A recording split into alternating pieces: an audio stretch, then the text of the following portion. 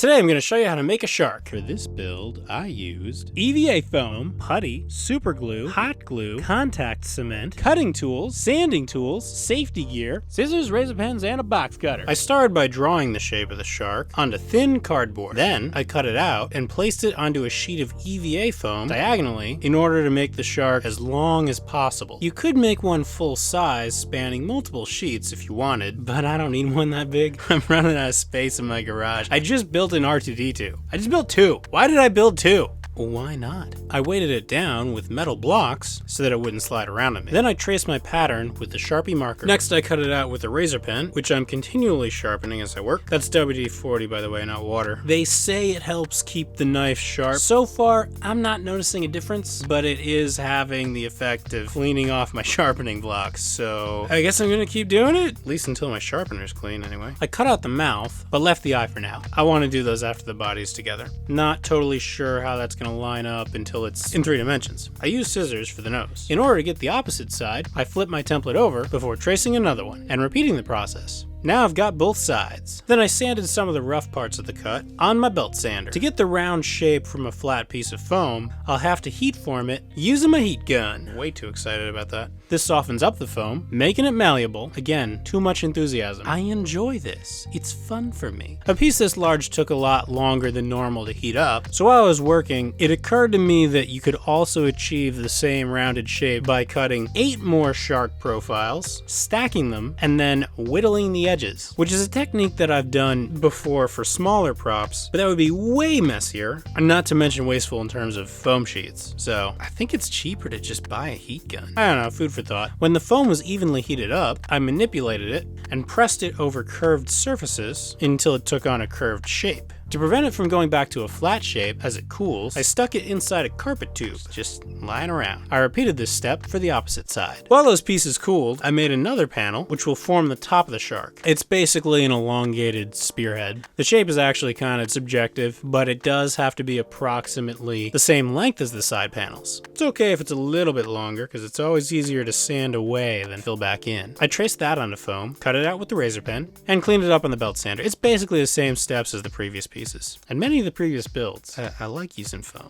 When the 3 main pieces were cool enough to retain their shape, I brought them outside to be glued together. If I can get away with it, I like to use hot glue, but hot glue isn't fantastic for a foam seam that's under a lot of tension from the heat forming process, and also it tends to come apart in water, I've noticed. So for this particular project, I'll be using contact cement, which has limited working time. I mean, all glues do, but in the case of contact cement, it's very particular. You have just a few minutes to apply it, then you have to wait 12 more minutes, and then you have 2 minutes to attach your pieces. And that time can vary depending on temperature, humidity, etc., variables and such. This is a long-winded way of me saying that I can only do one seam at a time, and then I have to wait, instead of just doing it all at once as I would like to do. Also, I'm doing this outside because it's windy today, which will take care of the glue fumes. I'm still gonna wear a mask though, because safety first. When the glue had become tacky, I attached the 2 pieces, starting from the front and working my way back. You don't want to go back to front because if you're the slightest bit off, then that will translate down the entire seam of your prop and dramatically mess up the front by the time you get there. If you have that mistake in the tail, then you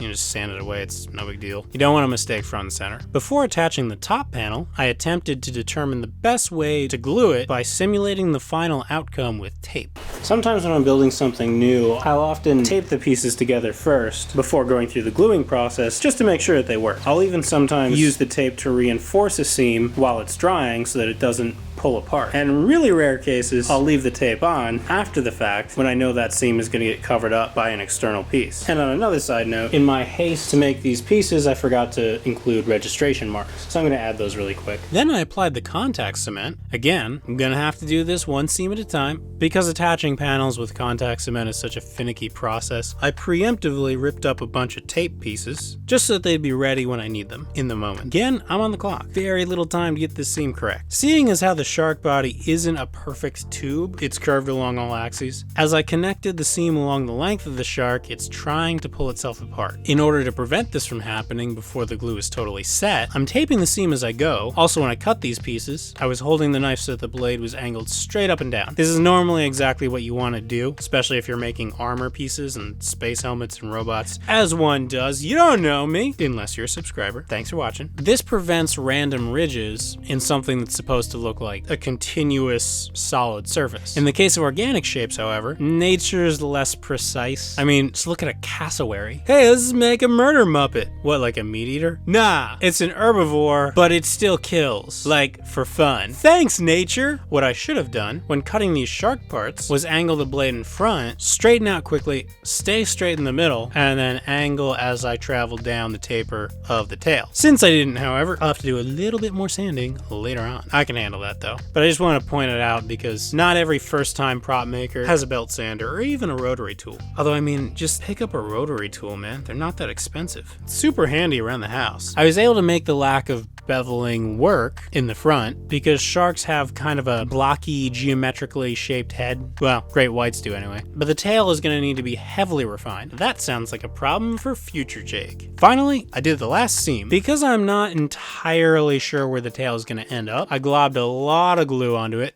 on the interior in addition to the edges, just in case. When the glue is tacky, I carefully completed the final seam. The registration marks were extremely helpful while doing this. I made sure to apply them to my templates later. Those are linked below, by the way. After much finagling, it was finally stuck together. I set it aside to air out overnight. The next morning, the shark body had aired out, so I brought it inside to work on. I carefully removed the tape. Easier said than done. When all the tape was removed, I had a giant tadpole with a face. Terrifying. An incomplete face. So I added a beveled triangular shim in between the two side panels, which caused them to flare out a bit. You can add a bevel or slanted edge to a piece of foam simply by angling your knife as you cut. This is actually an offcut from the R2-D2 build. I save most angled offcuts because they usually come in handy. Next, I needed to round out the edges. To start out, I trimmed them with scissors, then I rounded them with my rotary tool. Because I forgot registration marks, some of my seams were uneven, so I sanded those as well. I also added muscle and gum pieces to the mouth to give it more detail. Before doing any more work, I gave it a quick blast with the heat gun. This will help even out any remaining lumps in the foam from when I initially formed it. Now for the fins. So I've been wanting to do this project for what seems like forever. Really ever since I was cutting up foam for another project and ended up with these foam offcuts that were suspiciously fin-shaped. Can't remember which build that was. That's how long ago it was. Well, if I were to take a guess, probably the alien tail. Feels kind of xenomorphish. Who knows? Oh man, a xenomorph shark? How terrifying would that be? Has anyone done that? I just want to see that now. Somebody tell Ridley Scott. Somebody tell Blobcam. I refined the offcuts to more closely match the scale of my shark. I also trimmed the edges with scissors, the same as I did in the face. I made the dorsal fin double wide so that it would have more width at the base. Then I sanded it into a more organic shape. The grit of the sandpaper will leave a bit of a texture,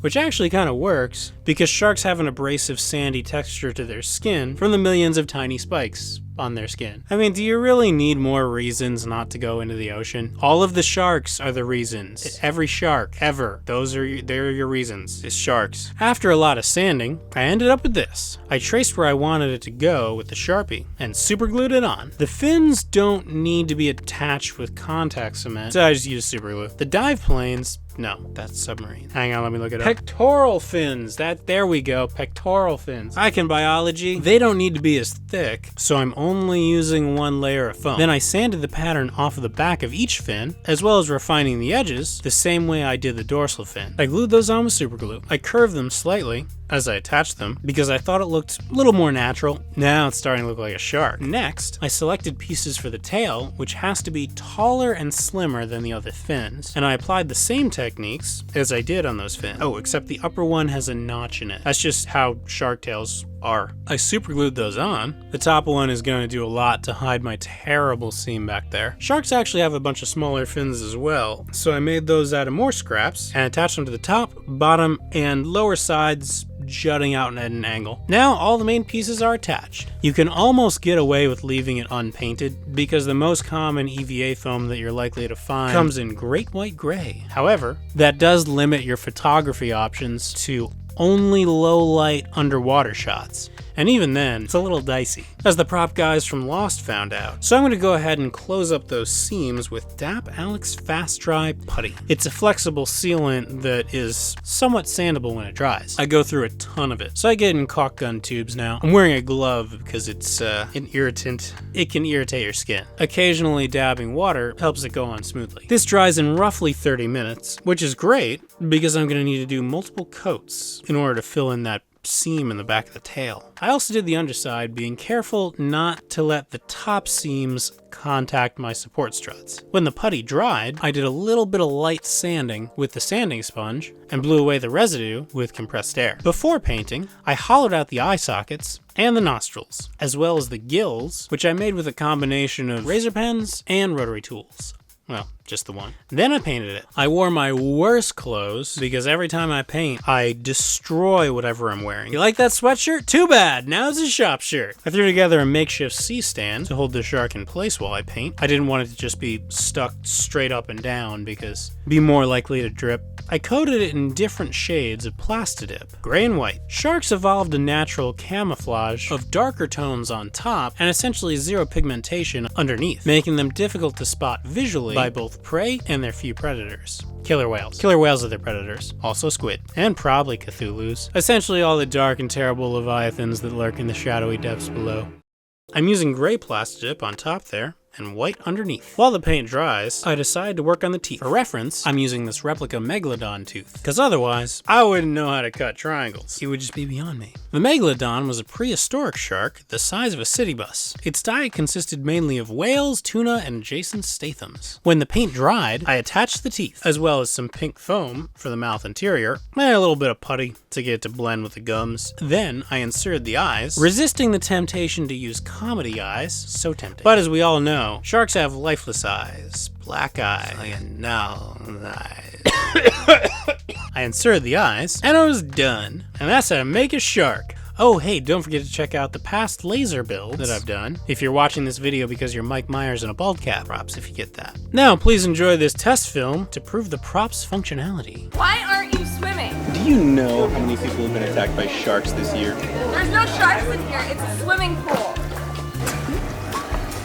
Oh, yeah, I guess you're right.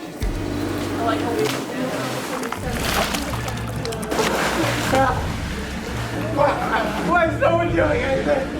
Oh, yeah, I forgot about the Kraken. Hey, whose foam shark is this? Hey, thanks for watching, everybody. If you enjoyed this video, then please consider supporting the show on Patreon, like these wonderful people. Patrons receive ad-free early uploads, as well as ensure the channel's continued existence. Probably should have led with that. Yeah, don't bury the lead. Don't forget to subscribe and hit the bell icon so you get notified of future uploads, because if you're subscribed to more than 10 channels, then the stuff you actually want to see is just buried in spam. Spam and shorts. Alright, happy crafting. See you later.